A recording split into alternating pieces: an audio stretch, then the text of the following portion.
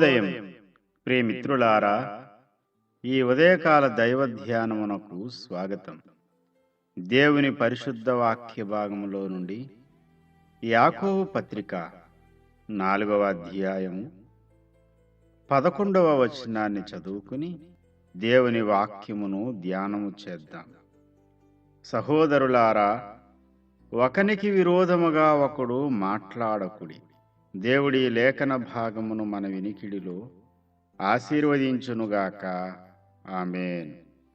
ప్రియమిత్రులారా, జిహ్వకో రుచి, పుర్రెకో బుద్ధి అన్నారు పెద్దలు. ఒక్కొక్కరికి ఒక్కొక్క విషయం ఒక్కోలా అర్థమవుతుంది. ఒక్కొక్కరికి ఒక్కొక్క రుచిస్తుంది. ఒకరు మాట్లాడిన మాటలు మరొకరికి హేళనగా, చులకనగా కనిపించవచ్చు. ఈ కారణం చేతనే పలుమార్లు కలిగే ఒక సమస్య, ఒకనికి విరోధంగా ఒకడు మాట్లాడడం. ఇది లోకంలోనూ ఉంది, సంఘములోనూ ఉంది. దేవుని పిల్లలలో ఒకరు అవును అంటే మరొకరు కాదు అంటూ ఉంటారు. ఎందుకంటే ఒకరికి సరి అయినదిగా కనపడింది మరొకరికి అది తప్పుగా కనిపిస్తుంది. ఒకనికి క్షేమాభివృద్ధికరంగా కనిపించేది మరొకనికి నష్టంగా కనిపిస్తూ ఉంటుంది. ప్రియమిత్రులారా, దేవుని చిత్తాన్ని ఎరిగి ఒక వ్యక్తి దేవుని కార్యం చేస్తున్నప్పుడు నీకు అర్థం కానప్పుడు అనవసరమైన విమర్శలు చేయడం కంటే ఆలోచించడం, ప్రార్థించడం మేలే కదా. ఎవరేం మాట్లాడినా సరే దానికి నేను వ్యతిరేకంగానే మాట్లాడతాను, ప్రతిదాన్ని నేను ఖండిస్తాను, తీర్పు తీరుస్తాను అనే వ్యర్థమైన రోషంతో ముందుకు సాగిపోతే ప్రమాదంలో పడే అవకాశాలున్నాయి. యాకోబు పత్రిక 4వ అధ్యాయం 11వ వచనంలో, తన సహోదరునికి తీర్పు తీర్చువాడు ధర్మశాస్త్రమునకు వ్యతిరేకంగా మాట్లాడి ధర్మశాస్త్రమునకు తీర్పు తీర్చుచున్నాడు. నీవు ధర్మశాస్త్రమునకు తీర్పు తీర్చిన ఎడల ధర్మశాస్త్రమును నెరవేర్చువాడువు కాక న్యాయము విధించువాడవైతివి అన్నాడు.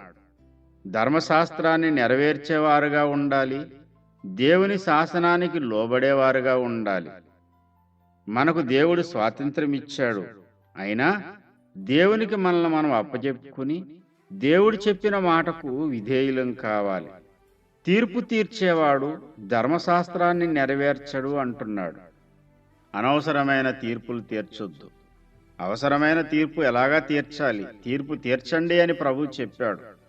తీర్పు తీర్చవలసిన విషయంలో తీర్చాలి కానీ ప్రతి చిన్న విషయానికి, ఒక వ్యక్తి యొక్క వ్యక్తిగత విషయాలకు కూడా నువ్వు తీర్పు తీరుస్తూ నీకు నీవే నష్టాన్ని కలిగించుకోవద్దు. అంతేకాదు, ఒకనికి విరోధంగా ఒకడు మాట్లాడడం వల్ల ఐక్యత ఎక్కడి నుంచి వస్తుంది? ఒకదాని యందే మనసుంచండి. నీ సహోదరుడు చెప్పిన మాట నీకు అర్థం కాకపోవచ్చు. అయినా సరే కాస్తంత యోచించి ఆలోచనపూర్వకంగా మాట్లాడడం వల్ల క్షేమాభివృద్ధే తప్ప నష్టమేమీ లేదు కదా.